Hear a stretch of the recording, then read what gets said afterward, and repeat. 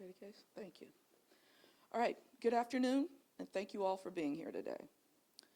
The Orleans Parish Sheriff's Office is committed to operating with the highest levels of transparency, accountability, and fiscal responsibility. It is in this spirit that I am here to share the results of an in-depth investigation by OPSO detectives into financial misconduct within our agency and the proactive steps we are taking to ensure that this type of behavior has no place in our operations. Following a comprehensive financial review led by our new Chief Financial Officer, Bianca Brown, we uncovered separate schemes to defraud this agency, schemes that resulted in the arrest of one former employee. These findings are a part of ongoing efforts to clean up historical misconduct within this agency since I came into office in 2022. These actions are reprehensible and stand in direct opposition to the values of the Orleans Parish Sheriff's Office. And these findings reflect our unwavering commitment to identifying and addressing unethical behavior. I'm going to ask Major Silas Phipps Jr., who is the commanding officer of our Compliance and Accountability Bureau, to come up and provide you some information about the investigations. Major Phipps. Thank you, Sheriff, and good afternoon. So as the Sheriff said, we're going to discuss two cases today. The first case involves Kenneth Aaron Lawson. He's a former Grants Department employee. We arrested him this morning, and he faces multiple felony charges, including theft, bank fraud, and public contract fraud. Lawson is accused of creating a fictitious business to misappropriate greater than $75,000 in federal grant funds for his personal use. In a separate action, OPSO is investigating the misappropriation of more than $90,000 from the OPSO Inmate Trust Fund, which deals with formerly incarcerated individuals. The scheme involved falsifying journal entries and issuing unauthorized check disbursements to conceal cash discrepancies in former resident inmate accounts. The individuals involved, once arrested, will face multiple felony charges, including theft, monetary instrument abuse, obstruction of justice, injuring and filing false public records, malfeasance in office, and public contract fraud. Both of these investigations continue to be ongoing. Now I'll turn this over to Chief Brown, the Chief Financial Officer, for additional information.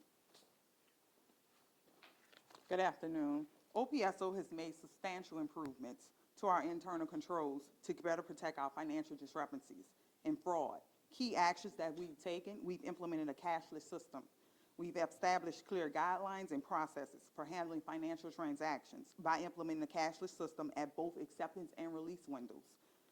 Multiple kiosk machines have been installed to allow residents and their family members to add funds directly for commissary purposes.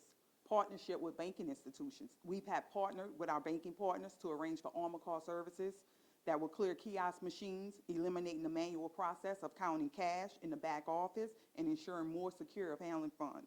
We've updated our authorization and verification procedures. Internal authorization levels have been revised to include additional documentation requirements for verification and reconciliation. These changes are designed to minimize the risk, fraud, and ensure that all transactions are properly reviewed by multiple appropriate parties. Segregation of duties. To further mitigate fraud risk, we've strengthened our segregation of duties by assigning different aspects of financial transactions to multiple employees. This ensures no single individual has full control over any part of processes, which reduces the potential for fraudulent activity. Future technology integration. In the coming weeks, we'll be issuing an RFP, a request for proposal, for a comprehensive financial database that will fully automate several key processes and allow for integration between multiple systems and further enhance our operation efficiency and security. Insurance coverage. Our commercial crime insurance will provide reimbursement to any former resident accounts that were directly impacted by this malicious activity, ensuring that those affected are promptly compensated. Thank you. Thank you again, CFO Brown. I want to just take a moment to recognize her. She's been here about 2 months. She got here in September 2024. But her fresh perspective and meticulous financial expertise have been instrumental in uncovering these issues and us being able to hold ourselves accountable. Through her efforts, we conducted a full forensic audit and identified opportunities to eliminate waste and strengthen our financial controls. And under her leadership, we are implementing meaningful reforms to protect taxpayer dollars and restore public trust. And I just want to reiterate, these findings underscore our proactive approach to holding individuals accountable and creating a culture of integrity within OPSO. I want to ensure the public that we are working closely with the Orleans Parish District Attorney's Office and federal authorities to hold those responsible fully accountable for their actions. The full weight of the law will be implemented here. This investigation is ongoing, and we remain fully committed to recovering any misappropriated funds. As sheriff, I have made it my mission to rebuild public trust by implementing meaningful reforms, modernizing these old systems, and fostering a culture of accountability. By taking decisive action against misconduct, we are steering this agency into a new era, and that reflects the highest standards of integrity and service.